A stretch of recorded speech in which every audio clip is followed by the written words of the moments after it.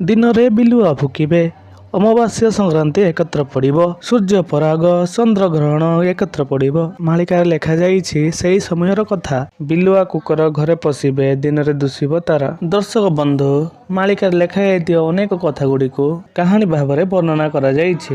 ମହାପୁରୁଷ ଲେଖିଯାଇଥିବା କଥାକୁ ବିଭିନ୍ନ ପଣ୍ଡିତମାନେ ବିଶ୍ୱାସ କରିବାର ସହିତ କଳିଯୁଗର ମଣିଷକୁ ବର୍ଣ୍ଣନା କରି ବୁଝନ୍ତି ମଧ୍ୟ। ତେବେ 600 ବର୍ଷ ପୁରୁଣା ମାଳିକାରେ ଯାହା ଲେଖା ହୋଇଛି ତାକୁ କଳିଯୁଗର ଲୋକେ ଅଙ୍ଗେ ନିଭାଉଛନ୍ତି ମଧ୍ୟ। ତେବେ ମାଳିକାରେ ମହାପୁରୁଷ ଲେଖିଲେ ଆବଦ ପଡ଼ିବ ବହୁତ କିଛି, ଆବର ଭାଙ୍ଗିବ ଆଗୁ କହୁଛି। ଏହାର ଅର୍ଥ ଆଗକୁ ଆହୁରି ବିପଦ ଆପଦ ପଡ଼ିବ।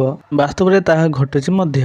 ଆମ ଅଜାଣତରେ ବନ୍ୟା, ବାତ୍ୟା, ମରୁଡ଼ି ଆସି ଧ୍ୱଂସ କରିଦେଉଛି। ଆମେ ଆଖିରେ ଦେଖି ମଧ୍ୟ ପ୍ରକୃତି ଆଗରେ ହାର ମାନିଛନ୍ତି, କିଛି କରିପାରୁନାହାନ୍ତି, କେବଳ ବିନାଶକୁ ଦେଖୁଛନ୍ତି। ମହାପୁରୁଷ ଏ ମଧ୍ୟ କହିଲେ ଯେ ଅମାବାସ୍ୟା ସଂକ୍ରାନ୍ତି ଏକାଠି ପଡ଼ିବ, ଆଉ ଏହି ସଂକେତର ଅର୍ଥ ହେବ ମହାବିନାଶ। କେବଳ ଅମାବାସ୍ୟା ସଂକ୍ରାନ୍ତି ନୁହେଁ, ଗୋଟିଏ ପକ୍ଷରେ ଚନ୍ଦ୍ରଗ୍ରହଣ, ଗୋଟିଏ ପକ୍ଷରେ ସୂର୍ଯ୍ୟପରାଗ ମଧ୍ୟ ହେବ। ଏହା ସବୁ କଳିଯୁଗର ପାପର ଭାର ବଢ଼ିବା ପାଇଁ ହିଁ ବଢ଼ିବ।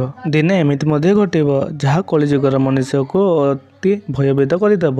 ମହାପୁରୁଷ ମାଳିକାରେ ଲେଖିଲେ ଦିନରେ ଶୃଗାଳ ରାବ କରିବ, ଆଉ ଦିନରେ ଦୁଷିବ ତାରା।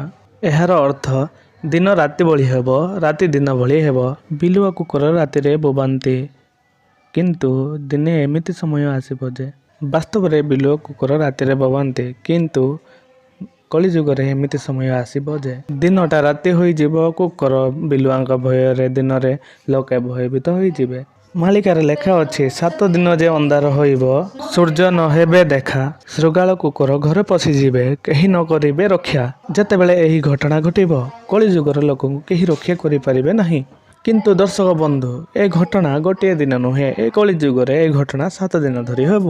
7 ଦିନ ଅନ୍ଧାର ହେବ। ଏହା କେବେ ହେବ? ମହାପୁରୁଷ ମାଳିକାରେ ଏହା ମଧ୍ୟ ଲେଖିଦେଲେ। ପୁରାଣ ଅନୁସାରେ ସତ୍ୟ ଯୁଗ, ଦ୍ୱାପର ଯୁଗ ଏବଂ ସତ୍ୟ ଯୁଗରେ ମଧ୍ୟ 7 ଦିନ ଅନ୍ଧାର ହୋଇଛି, କେବଳ ବାକି ରହିଛି କଳିଯୁଗ।